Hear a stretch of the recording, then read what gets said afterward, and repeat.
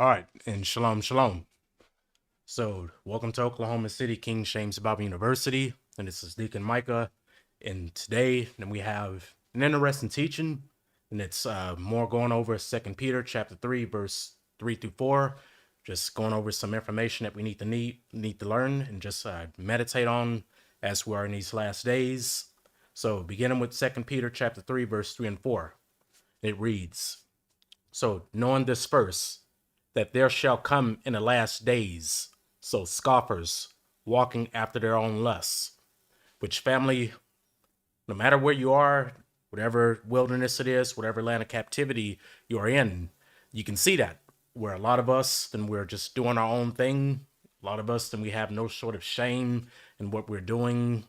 Then we're just, whatever that imagination is that's in our hearts, whatever it is, going along the lines of Galatians 5 and 19 through 21, then we do it. And we take no shame in that, and we're very prideful in that. And we also join ourselves to other people that are doing these things. So we're walking after our own lusts in these last days. And not only that, picking up at verse 4 and saying, "So where is the promise of his coming? For since the fathers fell asleep, all things continue as they were from the beginning of the creation." So throughout your days, you may have spoken to people before that you've seen, whether it's family or just friends or just other strangers out there, and you try and give them a little bit of the word, and you try and show them, what the scriptures are saying about what Most High's return at the very end, and they doubt it because they can't see it right now. We live in this fast food era where people, they want results and they want to see things like right then and there. And if you can't get it right then and there, and you have to endure with patience, some of these people, they'll draw back into the flesh and they'll hold on to what they can see and what they can live in right now. And the problem with that is then if you live for today, you're going to die for tomorrow. And the thing is the Most High, then his promise, then it's good. And he's already told us that he's going to come back and gather us, at least the ones that are doing what they're supposed to be doing, just calling all to mind the things that caused us to get driven into these lands of captivity. Then that promise, and it's there. And I'm actually pull it up, and it's not in my precepts, but I'm going ahead and pull up the e-Bible, and we're going to go to Deuteronomy chapter 30, verse 1 through 5, so we can all see this. So Deuteronomy chapter 30, and we're going to pick it up at 1. All right, "And it shall come to pass, when all these things are come upon thee, so the blessing and the curse, which I have set before thee, and thou shalt call them to mind among all the nations, whither the Lord thy God has driven thee." So this is where we are right now, driven amongst the nations, "and shall return unto the Lord thy God, and shall obey his voice, according to all that I command thee this day, so thou and thy children, with all thy heart and with all thy soul, that the Lord thy God will turn thy captivity and have compassion upon thee, and will return and gather thee from all the nations whither the Lord thy God has scattered thee. If any of thine be driven out unto the uttermost parts of heaven, from thence will the Lord thy God gather thee, and from thence will he fetch thee." So family, just right here in verse 3, says it right there, "and will return and gather thee from all thy nations." So it's there, and he's going to come back. And not only that, then we have Psalms chapter 89, verse 34. So we're going to go on over there just to see that, he's not breaking anything that's going forth out of his lips. So we have Psalms 89 and 34. "So my covenant will I not break."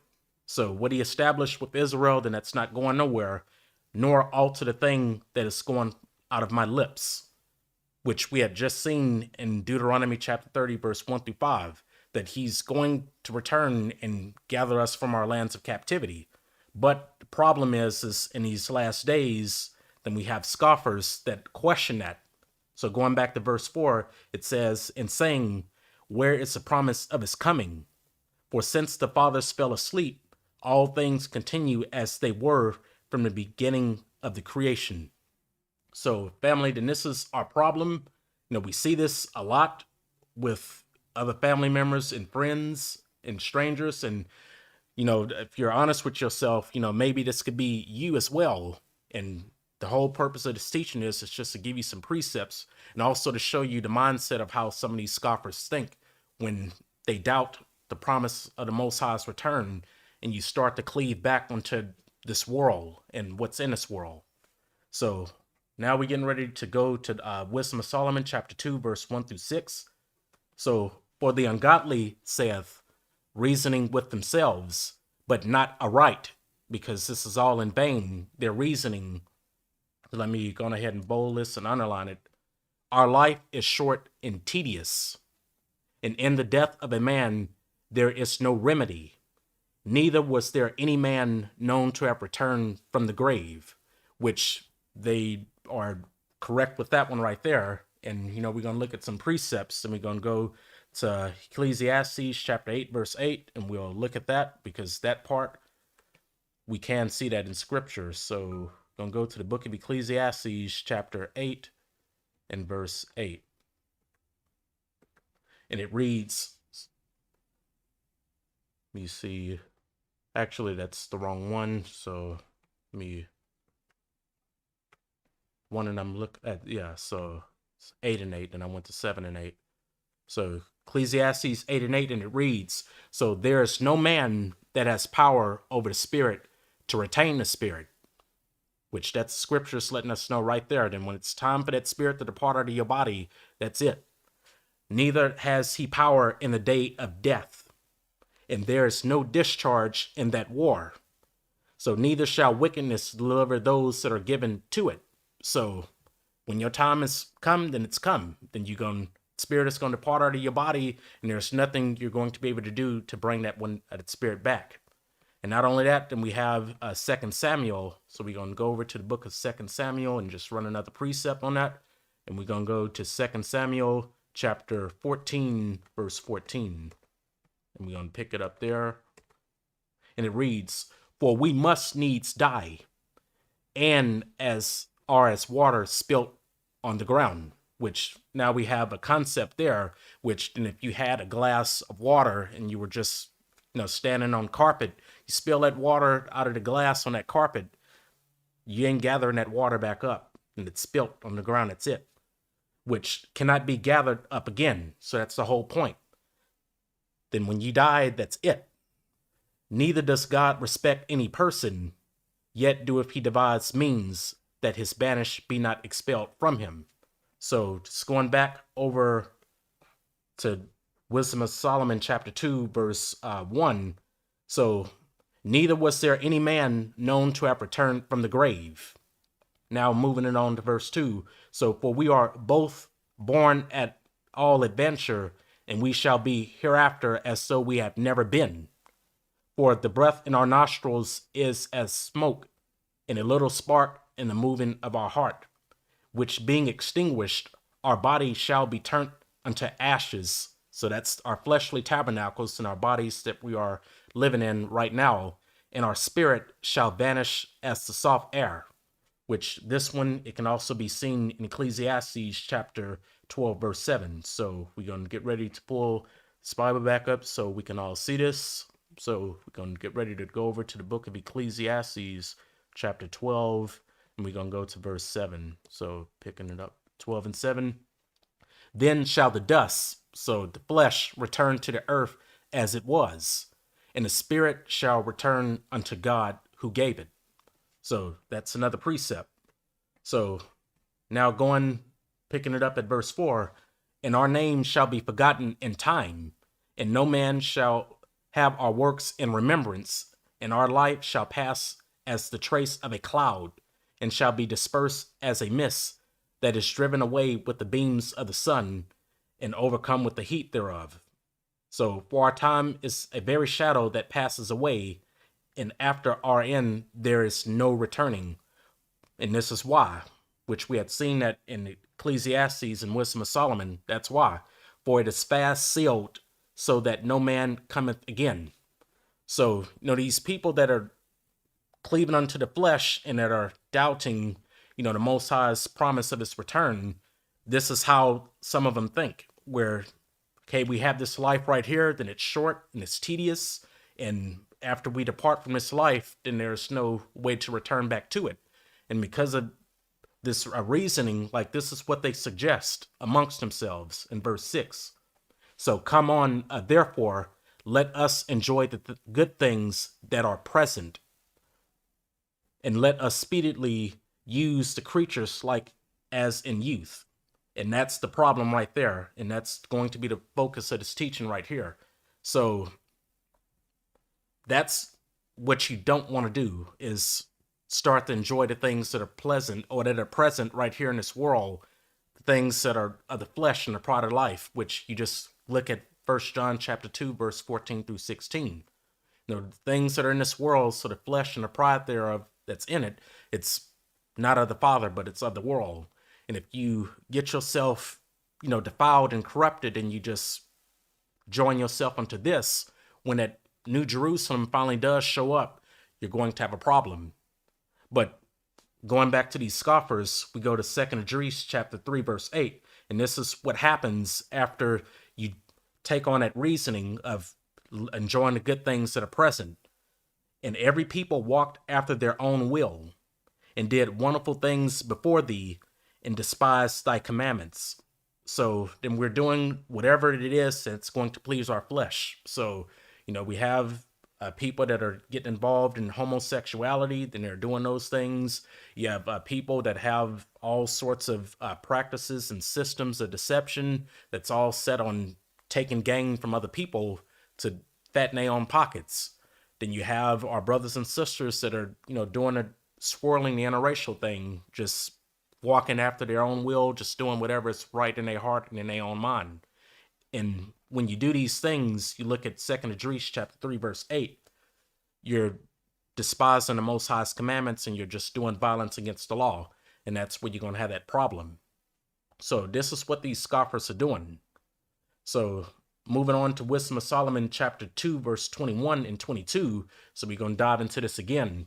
So such things they did imagine and were deceived. And this is why. So for their own wickedness has blinded them. And as for the mysteries, so we know that this is the wisdom of God, they knew them not. And neither hoped they for the wages of righteousness, nor discern a reward for blameless souls. So, just slowing down for a minute so we can take in what this verse is talking about. Remember when we started this verse, and we was at Wisdom of Solomon chapter 2, verse 1, it said, for the ungodly said, reasoning within themselves, but not aright, which is the reason why it's not aright is that whole, you only live once, let's take this life right here by the horns and just live it to its fullest. They don't look at what's the reward for righteousness or a blameless soul. And that's where you get messed up.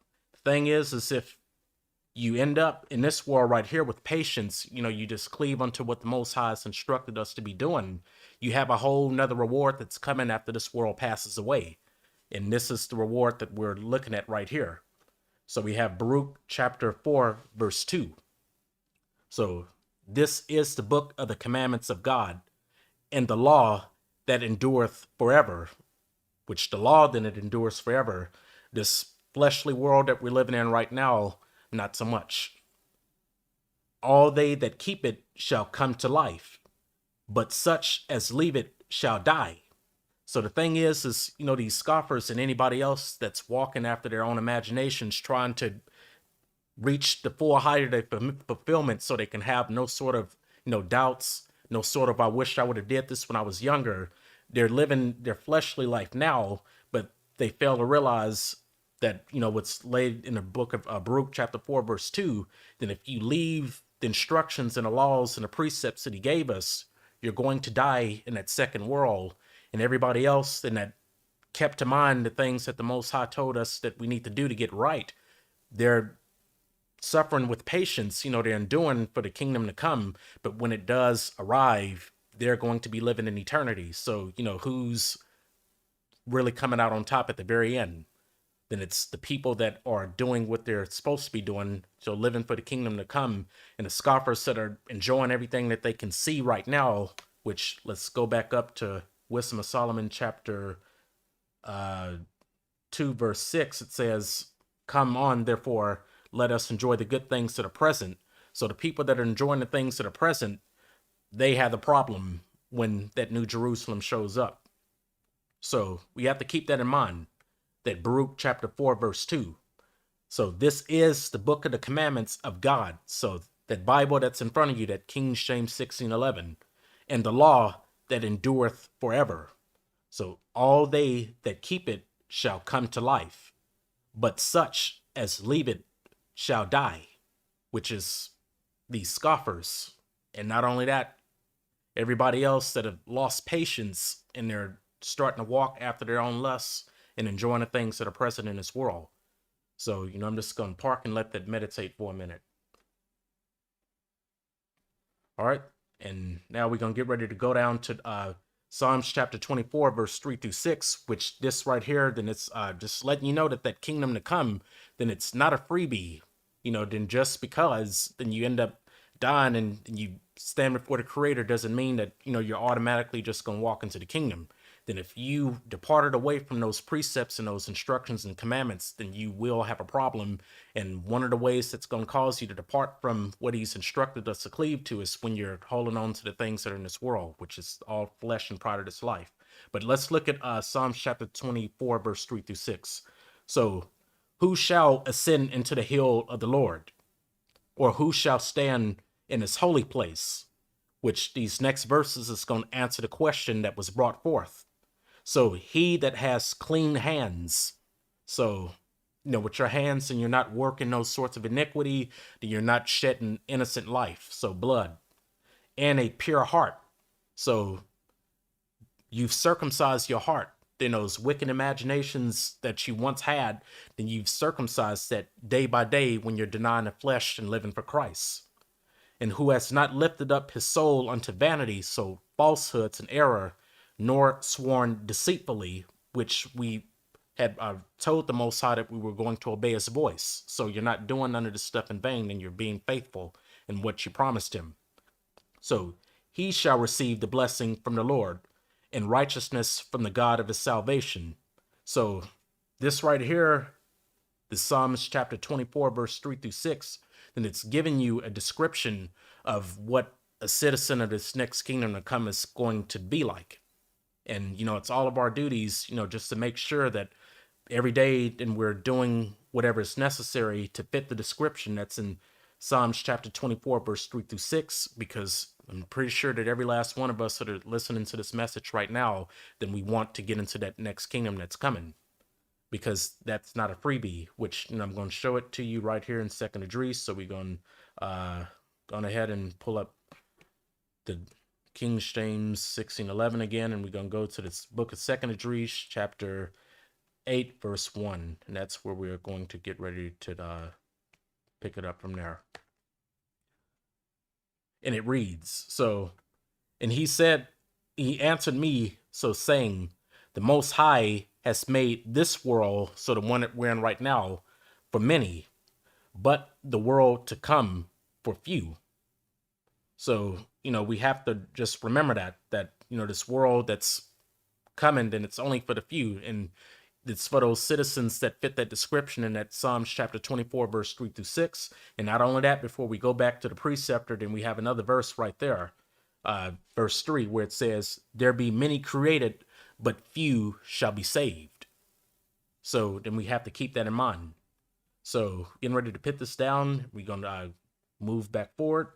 And now we have 2 Corinthians chapter 4, verse 18, which this right here is getting ready to expound more on what I'd mentioned in Baruch chapter 4, verse 2, where it said, the law endures forever, but this fleshly world, it's not so much. So going to 2 Corinthians chapter 4, verse 18, it reads, so while we look not at the things which are seen, but at the things which are not seen. And this is why, for the things which are seen are temporal. So all of the lust of the flesh, all of these cars, the money, the clothes, houses, all of that stuff, then it's not going to always be here forever. But the things which are not seen are eternal, which because of the topic of this Bible study today, that New Jerusalem, you can read about it in the scriptures, but as far as seeing it with your own fleshly eyes right now, you can't. But it's there, and it's coming, and it's eternal.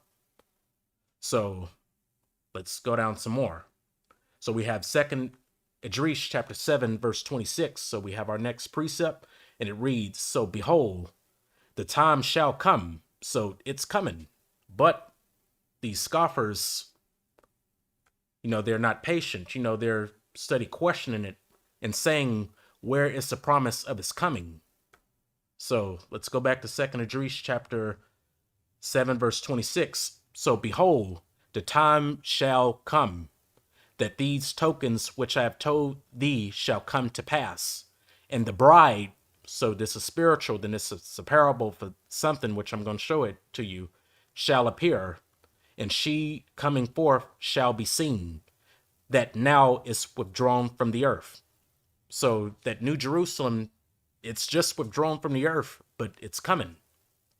So this bride, when you go to Revelations chapter 21, it'll tie it in for you. So it's Revelation chapter 21, verse 1 through 2. It reads, "And I saw a new heaven and a new earth." And we're going to get some more clarification. So we got a colon right there. So for the first heaven and the first earth were passed away, which that ties right into the 2 Corinthians 4 and 18. So for the things which are seen are temporal. So this heaven and earth right here that these scoffers are living for right now, enjoying, it's going to pass away. And not only that, we have a semicolon. So this thought is over with. So we have another one. "And there was no more sea," which this is spiritual right here. And I'm going to come back to this one right here, but we're going to move on to verse 2. "And I, John, saw the holy city, New Jerusalem, coming down from God out of heaven, so prepared as a bride adorned for her husband." So that bride right here, go back to 2nd ESDRAS chapter 7, verse 26, where it's saying, "And the bride shall appear, and she coming forth shall be seen, that is now withdrawn from the earth." So, don't even trip about that New Jerusalem, then it's on its way. But while, it's still pending right now, and we're still in this fleshly world, and we have to make sure that we're getting ready. So we need to make sure that we fit every bit of Psalms chapter 24, verse 3 through 6. But that New Jerusalem, then that's coming. So, going back to this Revelation chapter 21, verse 1, where on the other side of the semicolon, it reads, "And there was no more sea." So I'm going to show you what that's talking about. So we have a precept, and we are going to get ready to go to the book of Genesis, and we're going to pull up chapter 6, verse 13, and we're going to look at that. So Genesis chapter 6, we're going to go to verse 13. "And God said unto Noah, so the end of all flesh is come before me. And this is why. So for the earth is filled with violence, and this is spiritual, it's violence against his doctrines and teachings, his judgments and statutes through them. And behold, I will destroy them with the earth." So the thing is when he does show up, this heaven and earth that we're living in right now, then it's going to pass away. And all of the workers of the flesh that are doing all of these things against the law, they're going to pass away too. And, our next precept, then we have Isaiah chapter 57, verse 20. And we're going to get ready to go there to just tie in the sea. So Isaiah 57 and 20. "But the wicked are like the troubled sea,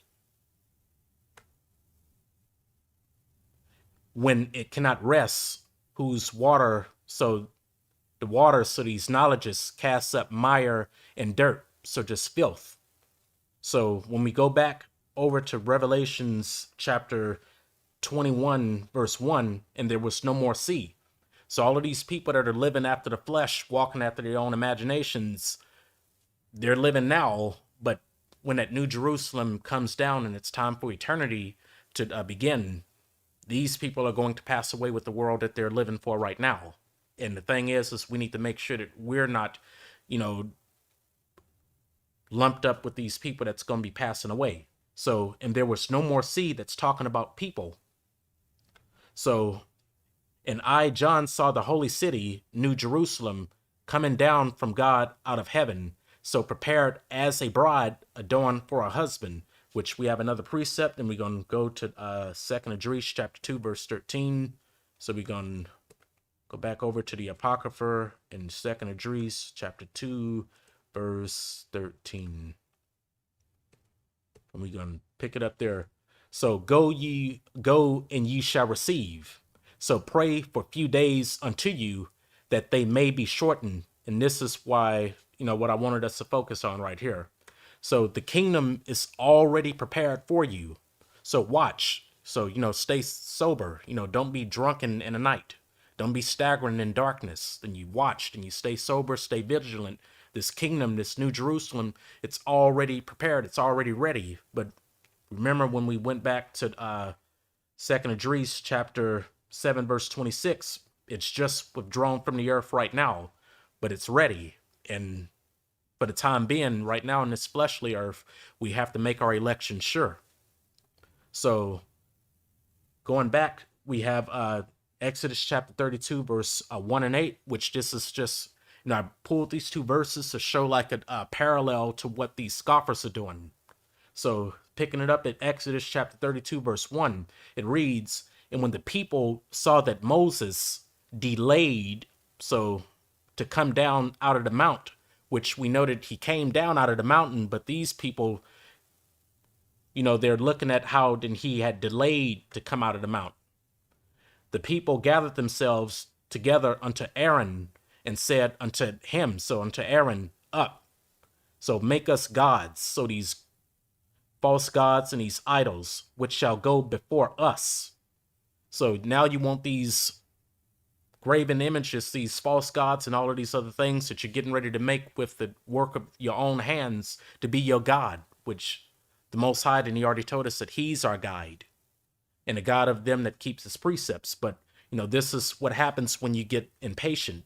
So up, make us gods, which shall go before us. For as for this Moses, the man that brought us up out of the land of Egypt, so Babylon and confusion, we know not what is become of him. So already just like that, then you're waiting for us returning, and because of the impatience, then you start to make these bad decisions, which have negative consequences. So when you look at verse 8, they have turned aside quickly out of the way which I commanded them. And this is what happens when then you start to lose patience and you start to doubt and lose your belief in things which have been promised and have already been stated in our scriptures. Then you turn aside out of the way and you end up getting in trouble. So they have turned aside quickly out of the way which I commanded them. They have made them a molten calf and have worshipped it and have sacrificed thereunto and said, these be thy gods, O Israel, which have brought thee up out of the land of Egypt. So, just going back to verse 1, we can't be questioning anything or making any rash, bold-headed, bull-headed decisions because, you're waiting on something and you're getting impatient. Don't question the promise of his coming. He already said that he's going to come. You just look at Deuteronomy chapter 30, verse 1 through 5 again, and Psalms 89 and 34. It's not altering nothing that's going forth out of his lips. But while you're waiting, you stand fast and you endure and you don't give up. So with that being said, and we also have the next part of this teaching. So the problem is if you are living for this world, you're going to miss out on the kingdom, which you just go back to that Baruch chapter 4 and 2. So now we have James chapter 4, verse 4, and this is a problem. So ye adulterers and adulteresses, so know ye not that the friendship of the world, of this one right here, is enmity with God. And that's the whole point, because the things that are in this world, which actually I'm going to go ahead and just pull it up because I keep talking about it. We're going to go over to the book of 1 John.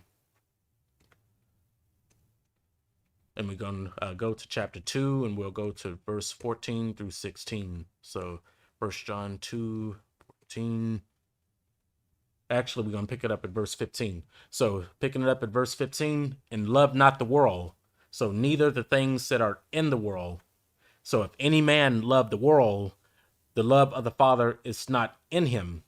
So for all that is in the world, so the lust of the flesh, that's what's in the world. So that's number one. So the lust of the flesh. Here's number two.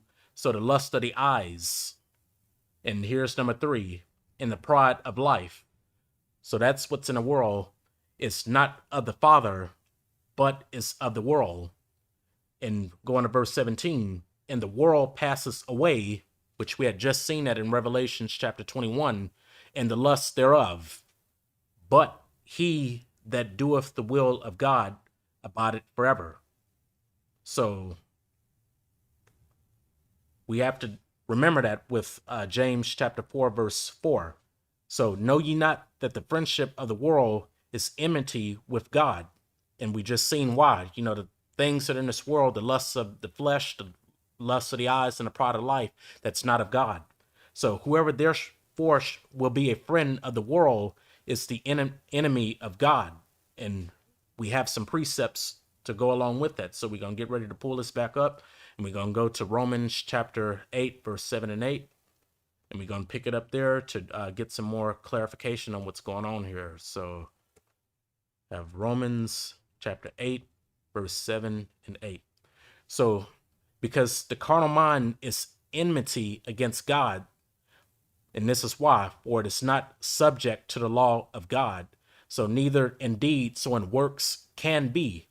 So then they that are in the flesh cannot please God. So then if you're walking after the lust of the flesh that's in this world, you can't please God. Then you're going to be at enmity against God, and thus, walking in the flesh and not in the spirit, you become an adversary of God too, which we're going to look at that in Isaiah chapter 2, verse 24 and 25. So we're going to pick it up to Isaiah chapter 2.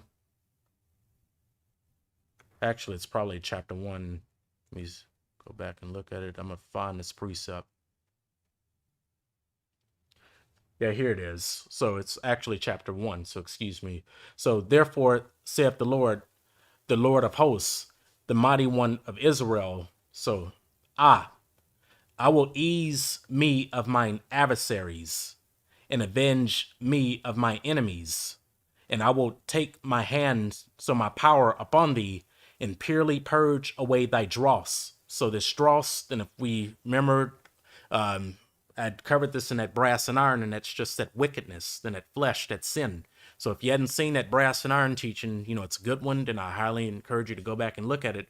But going back to verse 25, and purely purge away thy dross, and take away all thy tin. So, and when you're walking in the flesh, you just go back and look at verse 24.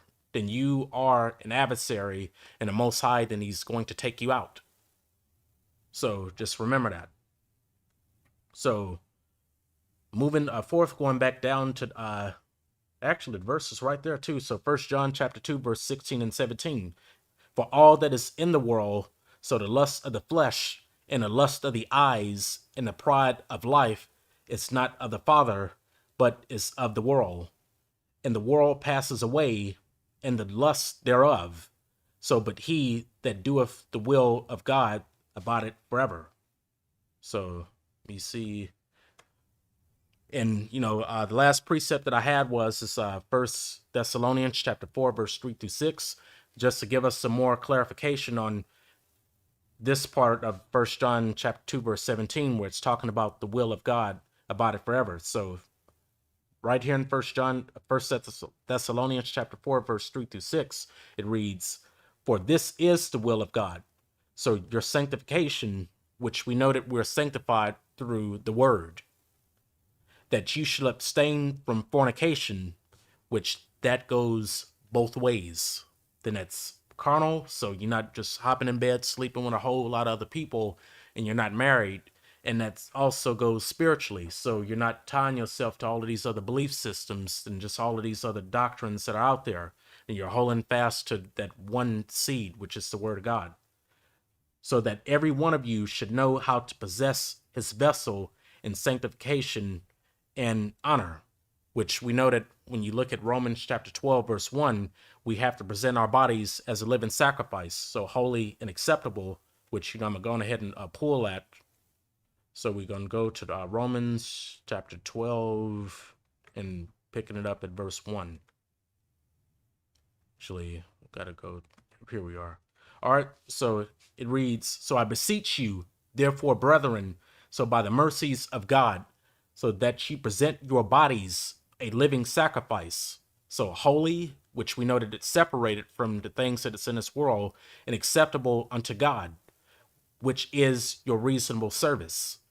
And be not conformed," so, you don't become one with this world, "but be ye transformed by the renewing of your mind, that ye may prove what that is good, that acceptable and perfect will of God." Which, before we go back to the preceptor, then I'm going to find this precept, because I know I wanted to show it. Because I want to tie something to this right here. So, presenting our bodies as a living sacrifice, holy, acceptable unto God. So we're going to go to the book of Sirach, chapter 19, verse 18. And that's what I want to show. So, going to go back to the book of Sirach. We're going to, actually, Wisdom of Solomon, that's the wrong one. So, Sirach, chapter 19. And we're going to look at verse 18. So for the fear, so the desire of the Lord is the first step to be accepted of him. So to desire the Spirit of God, and wisdom obtaineth his love.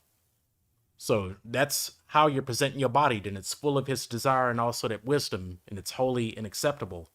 So going back over to 1 Thessalonians, picking it up at 5. So not in the lusts of concupiscence, even as the Gentiles which know not God.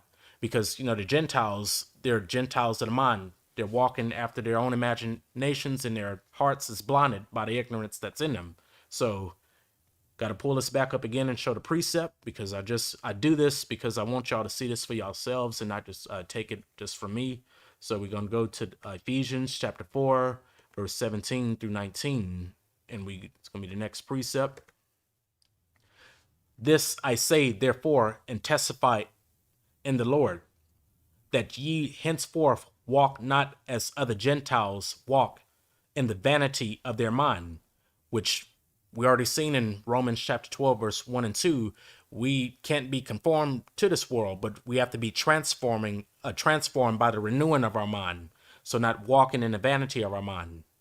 So having the understanding darkened, so being alienated from the life of God through the ignorance that is in them, because of the blindness of their heart.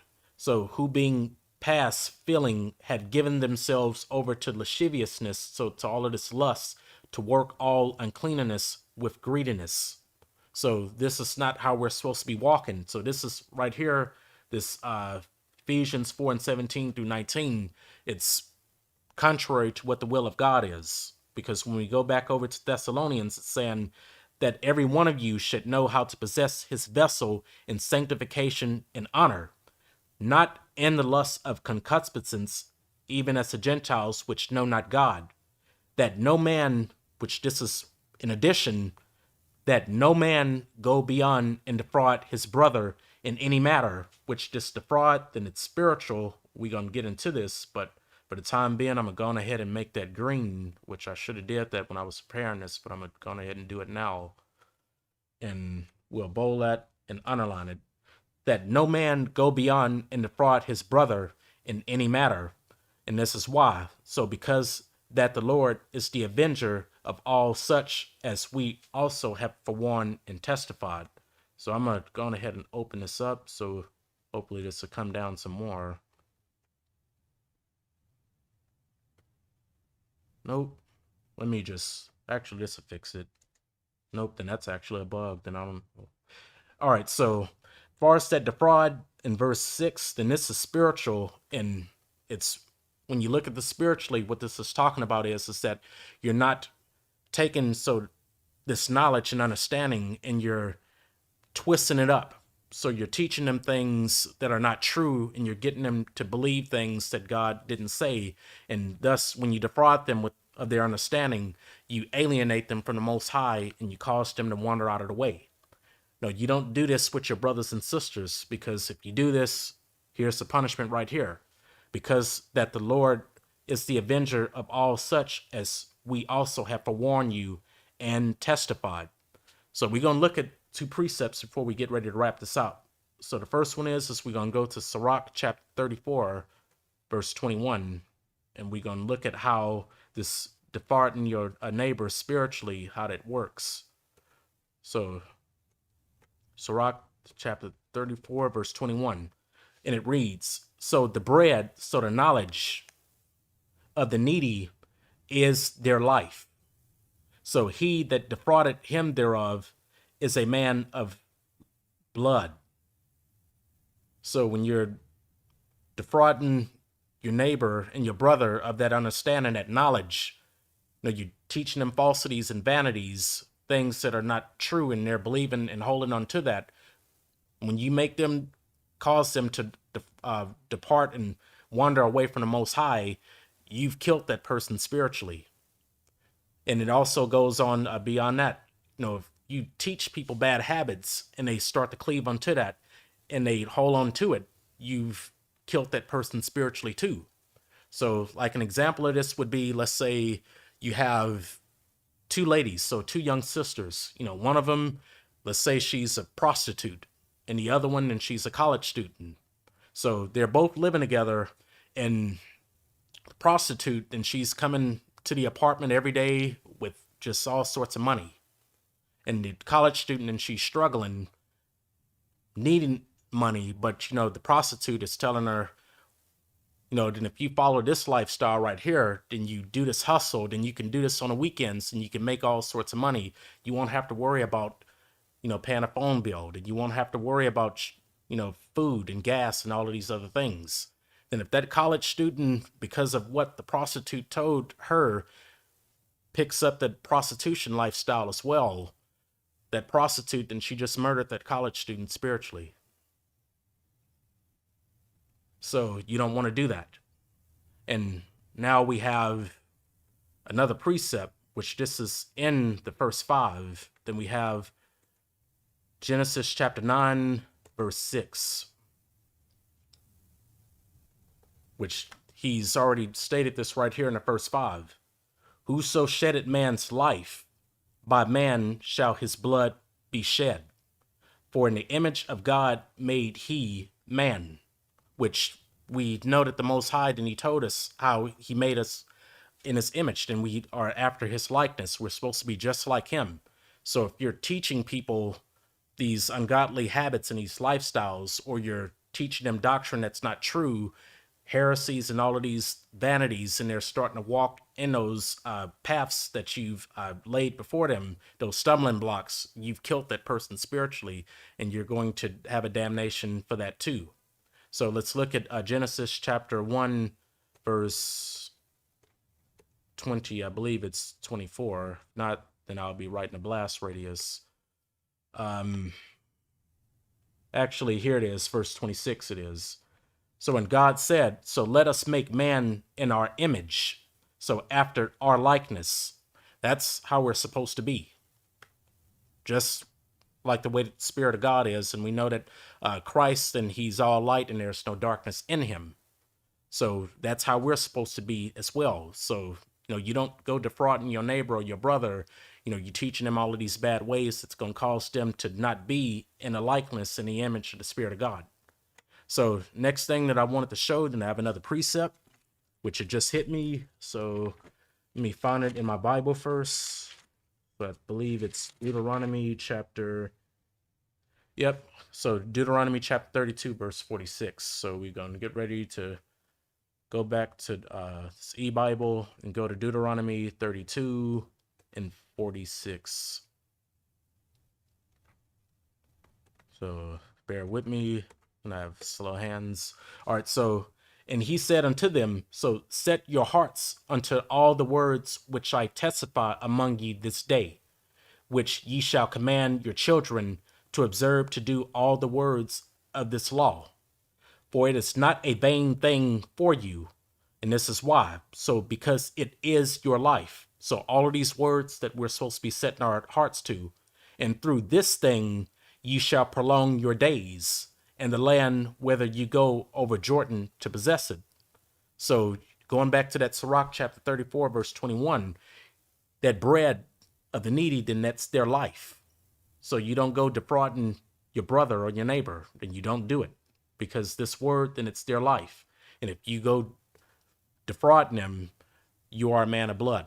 So you're killing this person spiritually. So with that being said, this teaching, I've divided it up into 3 parts. So we have 2 more parts that I'm going to be doing over the next 2 weeks. But before then I wrap up and close out this one, I'm looking at the comment section right now, and I just want to see, did everybody, understand the precepts that was shown? Does anybody have any questions? Do we need to go into Zoom?